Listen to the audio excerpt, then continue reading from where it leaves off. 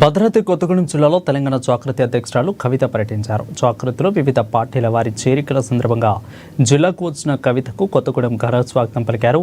ఇక కొమ్ము నృత్యాలు, కోలాటాలు, లంబాడీ సాంప్రదాయాల నృత్యాలతో ర్యాలీగా వెళ్లి కొత్తగూడెం క్లబ్లో ఏర్పాటు చేసిన సభకు కవిత హాజరయ్యారు. తెలంగాణ సంస్కృతి ప్రతిబింబించేలా కొత్తగూడెంలో ఉద్యమ స్ఫూర్తితో తమకు స్వాగతం పలికారని కవిత అన్నారు.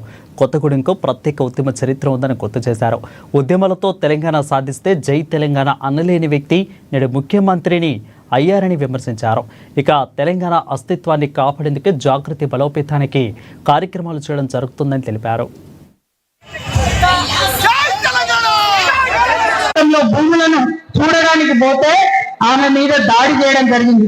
మన తెలంగాణ ఆడబిడ్డ, ఒక బీసీ బిడ్డ రమాదేవి మీద మరి ఆంధ్రాలో దాడి జరగడాన్ని నేను చాలా తీవ్రంగా ఖండిస్తా ఉన్నాను. ఇదే వేదిక నుండి, ఇదే కొత్తగూడెం నుండి ఆంధ్రప్రదేశ్ ముఖ్యమంత్రి గారు గౌరవనీయులు చంద్రబాబు నాయుడు గారికి తెలంగాణ జాగృతి ఆధ్వర్యంలో మేము ఒక ఉత్తరం కూడా రాస్తా ఉన్నాము. అయ్యా, మీ దగ్గర ఉన్నటువంటి 5 గ్రామాలు, అందులో మా రాములవారి మాన్యాలు కూడా ఉన్నాయి, వాటిని తక్షణమే తెలంగాణకు ఇవ్వాలని చెప్పి చంద్రబాబు గారిని మేము డిమాండ్ చేస్తూ ఇక్కడ నుండి ఒక ఉత్తరం కూడా చంద్రబాబు నాయుడు గారికి పంపబోతా ఉన్నాం. ఇక